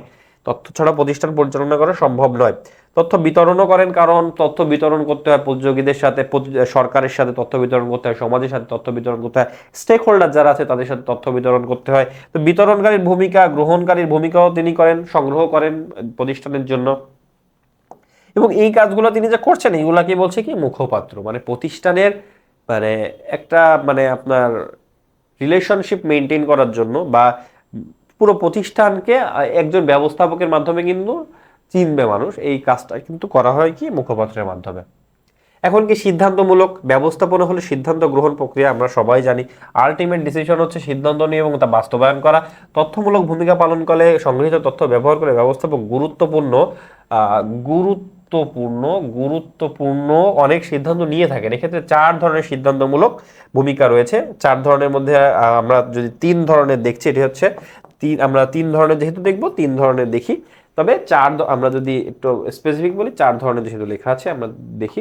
উদ্যোক্তার ভূমিকা তিনি পালন করেন। উদ্যোক্তার ভূমিকা কিন্তু তিনি পালন করছেন। প্রতিষ্ঠানের মধ্যে আসলে অনেক কিছু নতুন করার আছে, এই নতুনগুলা করা, তারপরে এইগুলা বাস্তবায়ন করা, কর্মীদের মধ্যে এটি সরবরাহ করা, এই কাজগুলো তাদের দিয়ে কাজ আদায় করে নেওয়া। উদ্যোক্তার ভূমিকা আছে। সমস্যা মোকাবেলায় ভূমিকা আছে, মানে সমস্যা যেগুলো অ্যারাইজ করবে সেগুলো সমাধান এবং কি কি কার্যকারী পদক্ষেপ নেওয়া যায় সেগুলো আছে। মধ্যস্থতাকারীর ভূমিকা, এখানে মিডলম্যান হিসাবে তিনি কিন্তু মধ্যস্থতা করেন উপর মহলের সাথে এবং নিচে যারা আছেন সবার সাথে কিন্তু মধ্যস্থতা মেনটেন করে হচ্ছে এই মধ্যস্থতাকারীর ভূমিকার মাধ্যমে। তো এটি হচ্ছে সিদ্ধান্তমূলক ভূমিকা। তো এই যে কাজগুলো এগুলো হচ্ছে সিদ্ধান্তমূলক ভূমিকার অন্তর্ভুক্ত। তো এরপরে দেখবো যে সংগঠন, ব্যবস্থাপনা এবং প্রশাসনের সাথে সম্পর্ক দেখি। প্রশাসন, ব্যবস্থাপনা, সংগঠন পরস্পর নির্ভরশীল। একটির সফলতার জন্য অন্য দুটির উপর নির্ভর করে, মানে এটি এমন একটি বিষয় যে কোনোটি ছাড়া কোনোটি আসলে সফল করা সম্ভব নয়। প্রশাসন যদি ফাংশন না করে ব্যবস্থাপনা সংগঠন টিকবে না, সংগঠন যদি ফাংশন না করে এই দুইটা টিকবে না। তো এটাই বলছে প্রশাসন নীতি নির্ধারণ করে। প্রশাসন কি নীতি নির্ধারণ করে ব্যবস্থাপনা নীতি বাস্তবায়ন করে, এই ব্যবস্থাপনা বাস্তবায়ন করে এবং সংগঠন বাস্তবায়নের জন্য প্রয়োজনীয় কাঠামো সৃষ্টি করে। নীতি নির্ধারণ করলাম, বাস্তবায়ন করলাম এবং বাস্তবায়নের জন্য যে কাঠামো, এই কাঠামোটা নির্ধারণ করে কি সংগঠন। কিভাবে বাস্তবায়ন করবে এই কাঠামোটা নির্ধারণ করে হচ্ছে সংগঠন। তো এখন দেখি প্রশাসন প্রতিষ্ঠানের লক্ষ্য, নীতি এবং পরিকল্পনা নির্ধারণ করেন, যেটি আমরা লিখলাম। ব্যবস্থাপনা নির্ধারিত নীতি পরিকল্পনা বাস্তবায়ন করেন। সংগঠন ব্যবস্থাপনা একটি গুরুত্বপূর্ণ কাজ, যার মাধ্যমে কাজের বিভাগ, দায়িত্ব বন্টন এবং কর্তৃত্বের সম্পর্ক নির্ধারণ করা হয়। কি কাজের বিভাগ, কার্য বিভাজন, দায়িত্ব বন্টন এবং কর্তৃত্বের যে সম্পর্ক আছে এগুলো নির্ধারণ করা হয়। সংগঠনের যে কাজগুলো আমরা দেখছি এগুলা। তো সামনে আমরা যখন সংগঠিতকরণ পড়ব তখন আমরা বিস্তারিত জানব। এখন আজকের চ্যাপ্টারের সর্বশেষ টপিক আমরা দেখব হচ্ছে বাংলাদেশে আসলে ব্যবস্থাপনার কি কি সমস্যা আছে। বাংলাদেশে দক্ষ ব্যবস্থাপকের অভাব আছে, আমরা আগের ক্লাসেও বলছি বা বেশ কয়েকটা ক্লাসে বলা হয়েছে। সততা, দক্ষতার অভাব আছে, কমন প্রবলেম একটা। তথ্য যোগাযোগ প্রযুক্তিতে অদক্ষতার বিষয় আছে, আইসিটি অদক্ষতা আছে। তারপরে এখানে মানে যতটুকু জিনিস প্রয়োজনীয়তা অনেক বেশি, কিন্তু প্রয়োজনীয় সামগ্রী নাই এখানে। দুর্নীতি ও স্বজনপ্রীতি আছে, নিজের মানুষকে কেন জানি প্রতিষ্ঠানে এম্পাওয়ার করতে চায় নিজের কর্তৃত্ব ধরে রাখার জন্য, কিন্তু দুর্নীতি ও স্বজনপ্রীতি আছে, দুর্নীতি তো আছেই। লাল ফিতার দৌরাত্ম্য, অনেক সময় নেয় একটা কাজ করতে গেলে ঘুরায় পেঁচে অনেক কিছু সময় নেই। তো এটা হচ্ছে লাল ফিতার দৌরাত্ম্য। এটার কারণে হচ্ছে দুর্নীতি হয়, স্বজনপ্রীতি হয়। পরামর্শ সেবার অভাব, কনসালটেন্সি যেটাকে বলছে তার অভাব আছে, পরামর্শ সেবা। তো এটি কিন্তু একটা প্রফেশন হিসাবে থাকার উচিত, বাহিরের দেশগুলোতে আছে, আর বাংলাদেশে কিন্তু এটার প্রচলন নাই বললেই চলে। মূলধনের সমস্যা, সরকারি কম উদ্যোগ, এইগুলা কিন্তু এই যে বাংলাদেশে ব্যবস্থাপনার যে সমস্যা আছে তার মধ্যে কিন্তু আছে। প্রত্যেক দিনের মতো আজকের ক্লাসেও কিন্তু আমরা সৃজনশীল নিয়ে কথা বলবো, খুবই গুরুত্বপূর্ণ দুটি সৃজনশীল, এবং এরপরে কিন্তু এমসিকিউ পার্টও আছে। তো চলো শুরু করি। 4 তারকা বিশিষ্ট আবাসিক হোটেল এলিগ্যান্স উন্নত মানের সেবা দেওয়ার মাধ্যমে ক্রমশ জনপ্রিয় হয়ে উঠছে। প্রতিষ্ঠানটির কর্ণধার জনাব হক তার প্রতিষ্ঠানের কর্মীদের মেধা, যোগ্যতা, কাজ অনুযায়ী উপযুক্ত সুবিধা নিশ্চিত করেন। সম্প্রতি তিনি গ্রাহকদের অধিকতর ভালো সেবা দেওয়ার জন্য তার প্রতিষ্ঠানের কর্মীদের মধ্যে নতুন ধারণা প্রতিযোগিতার আয়োজন করেছেন। এর প্রেক্ষিতে কর্তৃপক্ষ হোটেলটিতে একটি নতুন অভ্যন্তরীণ চলচ্চিত্র প্রেক্ষাগৃহ চালু করার সিদ্ধান্ত নিয়েছে। হোটেলটিতে নতুন অভ্যন্তরীণ চলচ্চিত্র প্রেক্ষাগৃহ, সিনেমা হল আর কি, হোটেলের গ্রাহকদের কাছে এটি অত্যন্ত সমাদৃত হয়েছে। এখন প্রশ্ন করছে ব্যবস্থাপনা কি, লক্ষ্য অর্জনের উদ্দেশ্যে পরিকল্পনা, সংগঠিতকরণ, কর্মী সংস্থান, নির্দেশনা, প্রেষণা, সমন্বয়, নিয়ন্ত্রণের মাধ্যমে প্রতিষ্ঠানের সম্পদ সমূহকে সঠিকভাবে কাজে লাগানোর প্রক্রিয়াকে কি বলছে? ব্যবস্থাপনা বলছে। এখন এরপরে বলছে যে আদেশের ঐক্যনীতি কি। একজন কর্মীর একই সময়ে শুধু একজন ঊর্ধ্বতন কর্মকর্তার কাছ থেকে আদেশ পাওয়া হলো আদেশের ঐক্যনীতি। মানে একজন কর্মী একজন ঊর্ধ্বতন কর্মকর্তার কাছ থেকে শুধুমাত্র একটি আদেশ পাবেন এবং সেটি সে করবেন, এবং তারপরে সেটি কিন্তু জবাবদিহিতা করবেন। একজন কর্মীর আদেশদাতা একাধিক হলে একই সময়ে দুজন ঊর্ধ্বতন ভিন্ন নির্দেশ দিতে পারেন। এতে দ্বৈত অধীনতা সৃষ্টি হয়, ফলে কর্মীর পক্ষে যথাযথভাবে সব কাজ করা সম্ভব হয় না। তাই প্রতিষ্ঠানে আদেশের ঐক্যনীতি অনুসরণ করা অপরিহার্য। মানে দুইজন যদি অর্ডার দেয় তাহলে কি কাজ করা সম্ভব? একজনের পক্ষে সম্ভব না, তো মাল্টিটাস্কিং করা সম্ভব নয়। এই জন্য একজনের আদেশ ফলো করতে হবে এবং একজনের আদেশের ফলো করে কাজ করে জবাবদিহিতা দিতে হবে। এই কাজটাকেই বলা হচ্ছে কি? আদেশের ঐক্য নীতি। এই কাজটাকে বলা হচ্ছে আদেশের ঐক্য নীতি। তো এরপরে দেখি উদ্দীপক উল্লেখিত উপযুক্ত সুবিধা বলতে ব্যবস্থাপনা কোন নীতিকে নির্দেশ করেছেন। উপযুক্ত সুবিধা বলতে কি বোঝায়? কিসের উপর ভিত্তি করে তিনি উপযুক্ত সুবিধা দিচ্ছেন? কাজ এবং কি মেধা, যোগ্যতা। কাজ, মেধা এবং যোগ্যতার উপর ভিত্তি করে তিনি কিন্তু এই উপযুক্ত সুবিধা দিচ্ছেন। এটি কি তাহলে পারিশ্রমিক হবে? কারণ কাজ, মেধা ও যোগ্যতার উপরে যে সুবিধাটি পাবেন এটি আসলে পারিশ্রমিক বা আর্থিক সুবিধাই তো পাবেন। তো এটা হচ্ছে ন্যায্য পারিশ্রমিকের নীতিকে বোঝাচ্ছে। কর্মীরা তাদের কাজের বিনিময়ে ন্যায্য বেতন প্রত্যাশা করে। দেখলাম পারিশ্রমিকের নীতিতে কর্মীদের যোগ্যতা ও কাজের ধরন বিবেচনা করে এ প্রত্যাশা পূরণ করা হয়। প্রতিটি প্রতিষ্ঠানেই এ নীতি অনুসরণ করা প্রয়োজন, কারণ এতে কর্মীর কাজের গতি বাড়ায়। এতে কিন্তু কর্মীর কাজের গতি বাড়ে এই জন্য যে উপযুক্ত পারিশ্রমিক যদি কেউ পায় তার মোটিভেশন কাজ করে, সে কিন্তু খুব ভালোভাবে সুন্দরভাবে কাজ করতে পারে।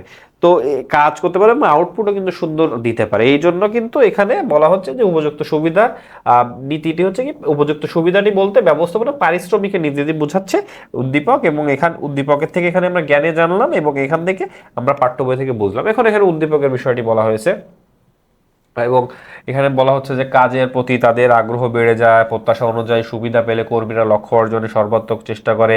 এই বিষয়টি ন্যায্য পারিশ্রমিকের নীতির সাথে মিলে যায়। সুতরাং এই নীতিটি উদ্দীপকের প্রতিষ্ঠান অনুসরণ এই নীতিটি উদ্দীপকের প্রতিষ্ঠান অনুসরণ করা হয় কি? পারিশ্রমিকের নীতি অনুসরণ করা হয়।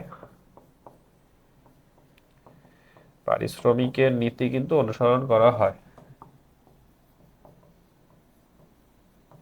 পারিশ্রমিকের নীতি অনুসরণ করা হয়। এরপরে দেখি নতুন ধারণা প্রতিযোগিতা ব্যবস্থাপনা যে নীতিকে সমর্থন করে তার অনুসরণ কি হোটেলটিকে ব্যবস্থাপনার সাফল্য এনে দিতে পারে? উদ্দীপকের আলোকে ব্যাখ্যা করো। এখন এই দেখো নতুন ধারণা প্রতিযোগিতা আয়োজনটি হোটেলটির ব্যবস্থাপনায় সাফল্য এনে দিতে পারে, কিন্তু এখন ঘটনা হচ্ছে এটা আসলে কি নীতি? এটি হচ্ছে উদ্যোগ নীতি। মানে নতুন নতুন উদ্যোগ, ক্রিয়েটিভ উদ্যোগ নিলে কিন্তু এই যে সাফল্য দ্রুত এনে দিতে পারে। তো এখানে বলা হচ্ছে এই নীতি অনুযায়ী আসলে উদ্যোগের নীতি বলতে কি বোঝাচ্ছে সেটি দেখি। কর্মীদের স্বাধীন চিন্তা চেতনা বিকাশের পরিবেশ তৈরি করে দেওয়া হয়। এতে কর্মীরা প্রাতিষ্ঠানিক উন্নয়ন ও পরিকল্পনা বাস্তবায়নে নতুন ধারণা যোগ করতে পারে। এর মাধ্যমে কর্মীরা প্রতিষ্ঠানকে নিজের মনে করে। এর মাধ্যমে কি হয়? কর্মীরা প্রতিষ্ঠানকে কিন্তু নিজের মনে করে থাকে এবং নিজের চিন্তা ভাবনা দিয়ে তারা কিন্তু নতুন নতুন আইডিয়া জেনারেট করে, এবং এতে কিন্তু প্রতিষ্ঠান যদি সেটি ভালোভাবে গ্রহণ করে এবং আইডিয়াগুলো যদি ভালো হয় তাহলে কিন্তু প্রতিষ্ঠান লাভবান হয়। তো এখন উদ্দীপক এলিগেন্স হোটেলটি কি করছে সেটি দেখাচ্ছে। উন্নত মানের সেবা দিয়ে জনপ্রিয় হয়ে উঠছে। সম্প্রতি এর মালিক আরও ভালো সেবা দিতে কর্মীদের মধ্যে নতুন ধারণা প্রতিযোগিতার আয়োজন করেছেন। এটিকে উদ্যোগ গ্রহণ নীতি সাথে সম্পর্কযুক্ত। এখন এখানে দেখি উক্ত প্রতিযোগিতার প্রেক্ষিতে কর্মীরা নতুন ধারণার উন্নয়ন এবং পরিকল্পনা প্রণয়ন করেন। তাদের ধারণাগুলো থেকে কর্তৃপক্ষ একটি নতুন অভ্যন্তরীণ চলচ্চিত্র প্রেক্ষাগৃহ চালু করার সিদ্ধান্ত নেন। এই অভ্যন্তরীণ চলচ্চিত্র প্রেক্ষাগৃহ চালু করার যে সিদ্ধান্ত, এটি কিভাবে এসেছে? এটি হচ্ছে উদ্যোগ ধারণার কারণে কিন্তু এসেছে। উদ্যোগ ধারণার কারণে কি কর্মচারীরা, তারা কর্মকর্তা কর্মচারীরা যারা আছেন তারা কিন্তু নতুন নতুন চিন্তা এনেছেন, আইডিয়া এনেছেন, এবং তার মধ্যে একটা ভালো আইডিয়া হচ্ছে কি নতুন অভ্যন্তরীণ প্রেক্ষাগৃহ বা ইনডোর সিনেমা হল যেটাকে বলছে সেটি স্থাপন করা। এতে কর্মীরা প্রতিষ্ঠানের জন্য নিজেকে গুরুত্বপূর্ণ মনে করে, মানে সে মনে করে আসলে আমি প্রতিষ্ঠানের জন্য কেউ একজন, এবং নিজেকে গুরুত্বপূর্ণ মনে করে। এতে করে কি হয়, কাজের আউটপুট কিন্তু অনেক বৃদ্ধি পায়। তো চিন্তা চেতনা বিকাশের অনুকূল পরিবেশ তাদেরকে কাজে আগ্রহী করে তুলবে। এছাড়া বিভিন্ন ক্ষেত্রে তাদের সৃজনশীলতার বিকাশ হবে। উদ্দীপকের প্রতিষ্ঠানে নেওয়া উদ্যোগটি হোটেলের গ্রাহকদের কাছে সমাদৃত হয়েছে। আমরা উদ্দীপকেই কিন্তু দেখেছি যে এটি কিন্তু গ্রাহকদের কাছে সমাদৃত হয়েছে। তো এটি হোটেলের লক্ষ্য অর্জনে সহায়ক হবে, যেহেতু সমাদৃত হয়েছে, গ্রাহকরা আসবে, এটি তারা যেহেতু খুশি সেবা নিবে এখান থেকে, বা মানে মেনলি সিনেমা দেখবে, খরচ করবে। সুতরাং ব্যবস্থাপনা উদ্যোগ নীতি অনুসরণে হোটেলটিতে প্রতিযোগিতার আয়োজন করা হয়। মানে লাস্টে বলা হচ্ছে যে কেন এই আয়োজনটা বা কোন নীতি ফলো করা হয়েছে, উদ্যোগ নীতি ফলো করা হয়েছে। এখন আমরা সৃজনশীল প্রশ্ন 2 দেখি। অতীত ও বর্তমান তথ্য পর্যালোচনা করে মিস্টার পাভেল উপলব্ধি করলেন এবছর তাপমাত্রা বেড়ে যাবে এবং এয়ার কুলার মেশিনের চাহিদা বাড়বে। আচ্ছা, তাই তিনি এসি মেশিনের উৎপাদন বাড়ানোর জন্য প্রতিষ্ঠানের সব স্তরের কর্মীদের সাথে পর্যায়ক্রমে আলোচনা করে সিদ্ধান্ত গ্রহণ করলেন। লক্ষ্য অর্জনে তিনি কর্মীদের সাথে এমনভাবে মিশলেন যাতে তারা কাজ সম্পাদনে প্রবলভাবে আগ্রহী হয়, ফলে লক্ষ্য অর্জন সফল হয়। বৈজ্ঞানিক ব্যবস্থাপনার আদর্শ বা নীতি কয়টি? 4টি। কয়টি? বৈজ্ঞানিক ব্যবস্থাপনার আদর্শ বা নীতি 4টি। আদর্শ বা নীতি কয়টি? 4টি। হেনরি ফেলকে আধুনিক ব্যবস্থাপনার জনক বলা হয় কেন বলা হয়? এটি বলা হয়েছে তিনি ব্যবস্থাপকের 5টি গুরুত্বপূর্ণ কাজের কথা উল্লেখ করেছেন। কয়টি? 5টি গুরুত্বপূর্ণ কাজের কথা বলেছেন। সেগুলো হচ্ছে কি পূর্বানুমান ও পরিকল্পনা, সংগঠিতকরণ, নির্দেশনা, সমন্বয় সাধন এবং কি নিয়ন্ত্রণ। বর্তমানে এসব কাজ প্রতিটি প্রতিষ্ঠানের সর্বজন স্বীকৃত, মানে সব প্রতিষ্ঠানগুলোতে পরিচালনা করতে গেলে কিন্তু এসব কাজ অত্যন্ত প্রয়োজন। মানে ব্যবস্থাপকীয় কাজ করতে গেলে এই 5টা কাজ মাস্ট মাস্ট থাকা লাগবেই। তো এই কাজগুলো সুষ্ঠু বাস্তবায়নের মধ্য দিয়ে একটি প্রতিষ্ঠানের লক্ষ্যে পৌঁছাতে পারে। এছাড়া তিনি ব্যবস্থাপনা আরো 14টি মৌলিক নীতির কথা বলেছেন। আরো 14টি মৌলিক নীতির কথা কিন্তু বলেছেন, এবং এই নীতিগুলা কিন্তু এখনো ফলো করা হয়। আচ্ছা, এগুলা আজও সব প্রতিষ্ঠান অনুসরণীয় বলে মনে করা হয়। হেনরি ফেল প্রবর্তিত ব্যবস্থাপনা কাজ ও নীতিমালার উপর ভিত্তি করে বর্তমানে ব্যবস্থাপনা আধুনিক পর্যায়ে উন্নীত হয়েছে, তাই তাকে জনক বলা হচ্ছে। 2টা বিষয় এখানে মেনশনেবল, সেটি হচ্ছে এক কি তিনি 5টি কাজ দেন, 5টি কাজের কার্যক্রমের কথা উল্লেখ করেন এবং কি 14টি নীতি দেন এবং এগুলা হচ্ছে সব ক্ষেত্রে বাস্তবায়নযোগ্য বলেই তাকে ব্যবস্থাপনার জনক বলা হয়। তো উদ্দীপকে মিস্টার পাভেলের উপলব্ধিতে ব্যবস্থাপকের কোন গুণ বা গুণাবলীটি কি পরিলক্ষিত হয়েছে? এখন তিনি চিন্তা করলেন যে এই বছর তাপমাত্রা বেড়ে যাবে এবং এয়ার কুলার মেশিনের চাহিদা বাড়বে। কিন্তু এখন এটি কিভাবে চিন্তা করলেন? অবশ্যই তার কাছে স্ট্যাটিস্টিক্স আছে, তিনি ভালো বুঝেন, দূরে মানে কিছুদিন পরের বিষয় বা ভবিষ্যতের কথা তিনি এখন থেকে বুঝেন। এই গুণটাকে কি বলছে? যাদের মধ্যে এই গুণ আছে, ভবিষ্যতের বোঝাপড়া এগুলো নিয়ে খুব ভালো গুণ আছে, তাদেরকে বলছে কি দূরদর্শী ব্যক্তি। এবং এই যে গুণটি তাকে বলা হচ্ছে কি দূরদর্শী গুণ, মানে দূরদর্শিতার গুণ। এখন এখানে বলা হচ্ছে একজন আদর্শ ব্যবস্থাপক দূরদর্শিতার মাধ্যমে ভবিষ্যৎ অনুমান করতে পারেন। তাকে ভবিষ্যৎ সম্পর্কিত বিষয়ে আগেই চিন্তা ভাবনা করতে হয়। তারপরে কি এজন্য তাকে ভবিষ্যৎ সম্ভাবনাও যাচাই করতে হয়। তিনি পূর্বানুমানের ভিত্তিতে সিদ্ধান্ত নেন এবং পরিকল্পনা তৈরি করেন। মানে তিনি একজন ব্যবস্থাপকের সবচেয়ে আদর্শ ব্যবস্থাপকের গুণ হচ্ছে দূরদর্শিতা, ভবিষ্যতের বিষয় এখন উপলব্ধি করা, তারপরে কি সেই অনুযায়ী সিদ্ধান্ত নেওয়া কিন্তু একজন আদর্শ ব্যবস্থাপকের কাজ, এবং এটা কিন্তু দূরদর্শিতার অন্তর্ভুক্ত। তো দেখি সম্পর্কিত আগে চিন্তা ভাবনা করতে হয়, যেটি আমি বললাম। এই জন্য তাকে ভবিষ্যৎ সম্ভাবনাও যাচাই করতে হয়, ভবিষ্যতে কি হবে না হবে এই ব্যাপারে তার তো যাচাই করতে হবে। তো তিনি পূর্বানুমানের ভিত্তিতে সিদ্ধান্ত নেন এবং পরিকল্পনা করেন। মানে এই যে দূরদর্শিতার সাথে কি জড়িত? এই যে পূর্বানুমান কিন্তু জড়িত।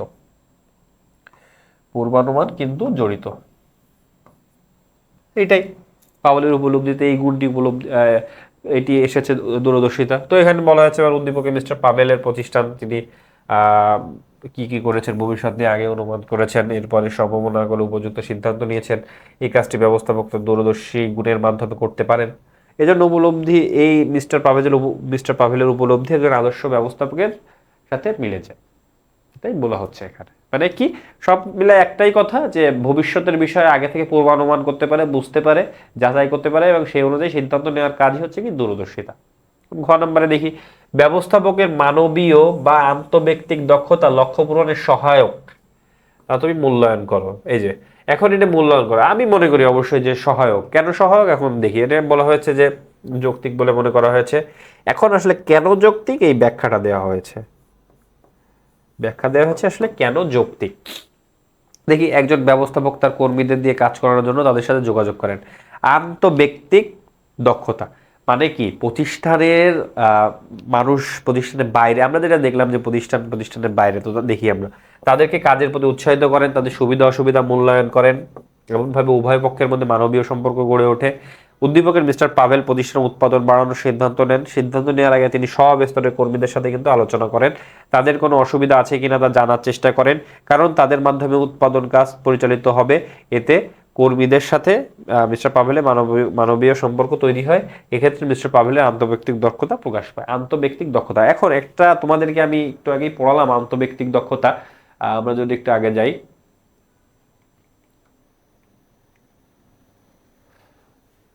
আচ্ছা এই যে আন্তঃব্যক্তিক দক্ষতা, ব্যবস্থাপকের আন্তঃব্যক্তিক ভূমিকা বলতে সহকর্মী, অধীনস্থ এবং প্রতিষ্ঠানের বাইরের বিভিন্ন পক্ষ। আচ্ছা আমি তোমাদেরকে এখানে একটু কারেকশন দিই। আমি সম্ভবত বলেছিলাম যে প্রতিষ্ঠানের বাইরের বিভিন্ন পক্ষের সাথে যোগাযোগ রাখাকেই শুধু ডিসক্রাইব করেছি, কিন্তু এখানে কিন্তু আরো দুটি বিষয় আছে।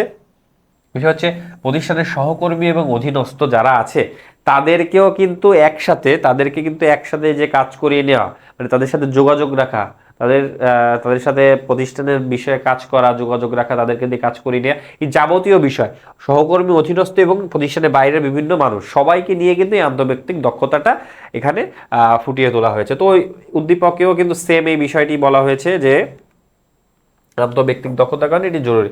এইবার আসলে কি বলা হচ্ছে চলো দেখি, যে মানবীয় সম্পর্ক গড়ে ওঠে, মানে এইখানে আসলে দেখলাম যে মানবীয় সম্পর্ক গড়ে ওঠে কিভাবে, কারণ একে অপরের সাথে যোগাযোগ, মত বিনিময়, এগুলোর কারণে। তো দেখি প্রতিষ্ঠানের সব স্তরের কর্মীদের সাথে পর্যায়ক্রমে আলোচনা করে সিদ্ধান্ত গ্রহণ করলেন। লক্ষ্য অর্জনে তিনি, মানে কি, প্রতিষ্ঠানের সব স্তরের কর্মীদের সাথে পর্যায়ক্রমে আলোচনা করে তিনি সিদ্ধান্ত গ্রহণ করলেন, সব স্তরের কর্মীদের সাথে পরামর্শ করলেন। আন্তঃব্যক্তিক দক্ষতার একটি গুরুত্বপূর্ণ ধাপ হচ্ছে কি, পরামর্শ করা।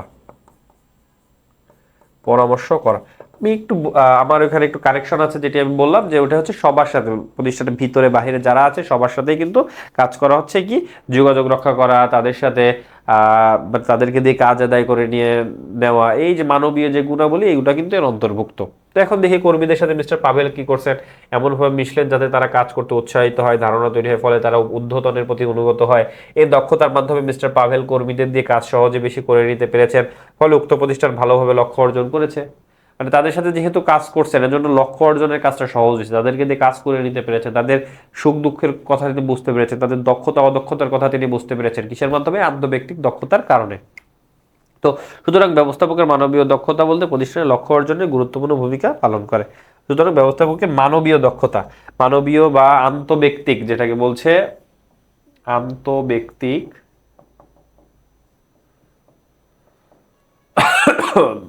মানবীয় বা এই যে আন্তঃব্যক্তিক যেটাকে বলছে, এটাই হচ্ছে লক্ষ্য পূরণে গুরুত্বপূর্ণ ভূমিকা পালন করে, লক্ষ্য পূরণে গুরুত্বপূর্ণ ভূমিকা পালন করছে।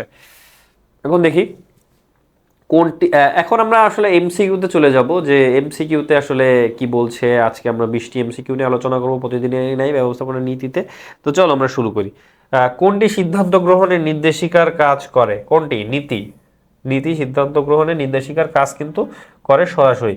আমরা কোনো কিছু করতে গেলে, কোনো নীতি কোনো কিছু সিদ্ধান্ত নিলে এবং তা বাস্তবায়ন পর্যায়ে পর্যন্ত যেতে গেলে যেই প্রসেসগুলো ফলো করা, সব কিছুর সাথে কিন্তু নীতি এবং নীতি কিন্তু জড়িত। তো হেনরি ফিওর প্রদত্ত ব্যবস্থাপনার প্রথম মূলনীতি কি? কার্য বিভাজনের নীতি। কি কার্য বিভাজনের নীতি? আমরা পড়লাম বেশ কয়েকবার। ডুয়েল সাবঅর্ডিনেশন, দ্বৈত অধীনতা যেটাকে বলছে, দ্বৈতাধীনতা। দ্বৈতাধীনতা বিষয়টি ব্যবস্থাপনা কোন নীতির পরিপন্থী? আদেশের ঐক্য। আদেশের ঐক্য হচ্ছে একজনের আদেশ মানতে হবে, একজনের আদেশ মানতে হবে একসাথে, একজনের আদেশ মানতে হবে। এটাকে বলছে কি? এটাকে বলছে হচ্ছে ডুয়েল সাবঅর্ডিনেশন, হচ্ছে আদেশের ঐক্য নীতির পরিপন্থী। তো এখন দেখি যোগ্য ব্যক্তিকে যোগ্য স্থানে এবং সঠিক বস্তুকে সঠিক স্থানে স্থাপন করার কোন নীতি? এটা হচ্ছে শৃঙ্খলা। আমরা পড়লাম শৃঙ্খলা, মানে শৃঙ্খলার মাধ্যমে যোগ্য ব্যক্তিকে যোগ্য স্থানে এবং যোগ্য বস্তুকে যোগ্য স্থানে পাঠানো হয় বা স্থাপন করা হয়।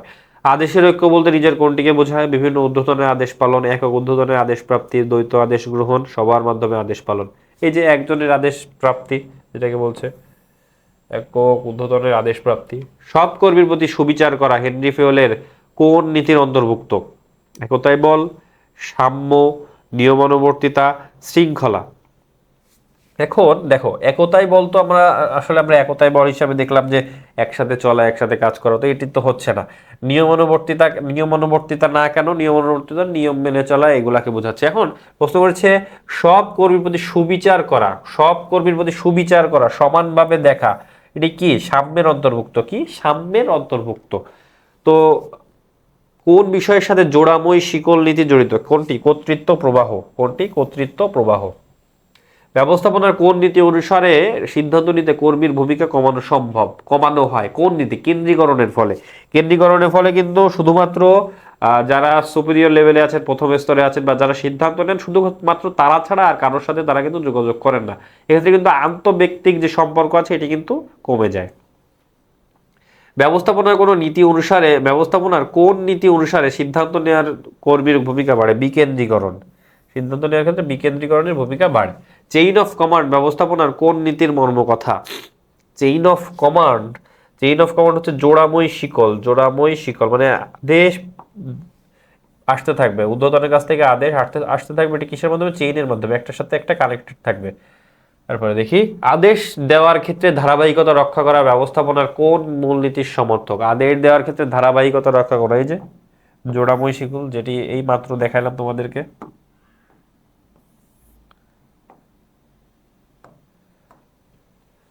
কোন নীতি অনুযায়ী সিদ্ধান্ত নেওয়ার ক্ষমতা উচ্চ পর্যায়ে কক্ষিগত থাকে? কেন্দ্রীকরণ। কাকে বৈজ্ঞানিক ব্যবস্থাপনার জনক বলা হয়? কাকে বলা? নিউম্যানকে বৈজ্ঞানিক ব্যবস্থাপনার জনক বলা হয় না। কাকে বলা হয়? এফ.ডব্লিউ. টেলরকে। প্রিন্সিপাল অফ সায়েন্টিফিক ম্যানেজমেন্ট গ্রন্থটি লেখক কে রচনা করেন? কে? এফ.ডব্লিউ. টেলর। সায়েন্টিফিক ম্যানেজমেন্ট নাম শুনলেই তো এফ.ডব্লিউ. টেলরের কথা মনে আসে। তো তারপরেও আমি কিন্তু এটি আজকের ক্লাসে বলেছি।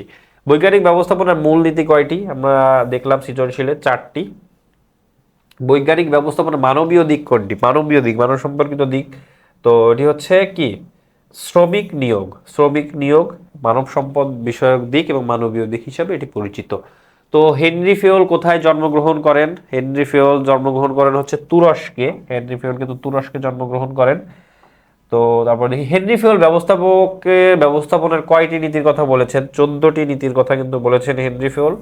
14টি নীতি, আমরা 14টি নীতি কিন্তু আছে পড়েছি, দেখেছি 14টি নীতি। তো একজন আদর্শ ব্যবস্থাপকের কি ধরনের দক্ষতা থাকা উচিত? মানবীয়, আকর্ষণীয়, কূটনৈতিক, সততা।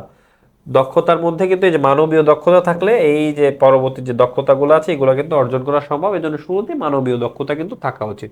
দীর্ঘমেয়াদী পরিকল্পনা নেওয়ার ক্ষেত্রে একজন আদর্শ ব্যবস্থাপকের কোন ধরনের দক্ষতা থাকা উচিত? ধারণাগত দক্ষতা কিন্তু থাকা উচিত। কেন ধারণাগত দক্ষতা? কারণ ওই যে আমরা দূরদর্শিতা পড়লাম, তো ওই ভবিষ্যৎ সম্পর্কে ধারণা, তো এই যে ধারণার আকারে সিদ্ধান্ত নেওয়া, ভবিষ্যতের জন্য কাজ করা, এই সব কিছুই কিন্তু একজন আদর্শ ব্যবস্থাপকের এই দক্ষতাগুলো কিন্তু থাকা প্রয়োজন। ধারণাগত দক্ষতা থাকলে কিন্তু ভবিষ্যতে পরিকল্পনা নেওয়া, দীর্ঘমেয়াদে পরিকল্পনা বা ভবিষ্যতে পরিকল্পনা নেওয়ার জন্য কিন্তু এটি তার জন্য সুবিধা হবে ধারণাগত দক্ষতা থাকলে। তো আজকের ক্লাসে অংশগ্রহণের জন্য সকলকে ধন্যবাদ জানাই। আজকের ক্লাসের মূল বিষয়গুলো ছিল ব্যবস্থাপনার নীতিগুলো আমরা দেখেছি, বৈজ্ঞানিক ব্যবস্থাপনার জনক টেলরের অবদান, আধুনিক ব্যবস্থাপনার জনক হেনরি ফেওলের অবদান, বিভিন্ন ধরনের দক্ষতা দেখেছি, আন্তঃব্যক্তিক দক্ষতা দেখেছি। আন্তঃব্যক্তিক দক্ষতা হচ্ছে প্রতিষ্ঠানের ভিতর বাহির সবার সাথে যোগাযোগ রক্ষা করে চলা। তারপরে হচ্ছে তথ্যগত যেই দক্ষতাগুলো আছে এগুলো আমরা দেখেছি। তারপরে কিন্তু আমরা সৃজনশীল পড়েছি, বাংলাদেশের কন্ডিশন দেখেছি, তারপরে সৃজনশীল পড়েছি, তারপরে কিন্তু এমসিকিউ আমরা করলাম। তো আজকের ক্লাসে তোমরা সকলেই ছিলে, তোমাদের সকলকে ধন্যবাদ জানাই আজকের ক্লাসে অংশগ্রহণের জন্য। কোনো প্রশ্ন থাকলে কমেন্টে তোমরা জানাতে পারো। আল্লাহ হাফেজ, আসসালামু আলাইকুম।